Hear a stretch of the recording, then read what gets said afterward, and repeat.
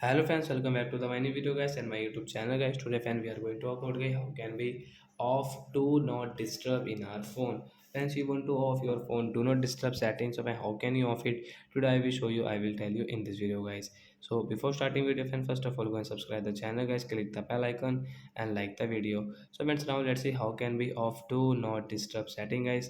First of all guys, open your phone setting to off it.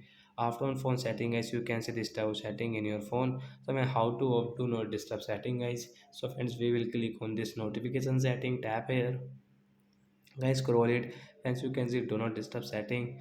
Friends, you can see do not disturb guys, right side icon guys, tap here to off. So I do not disturb will off guys. So like that guy, we can off our do not disturb setting. So that's it guys, thanks for watching the video guys. I hope friends you have understood how to off do not disturb setting in Samsung mobile. So bye bye friends.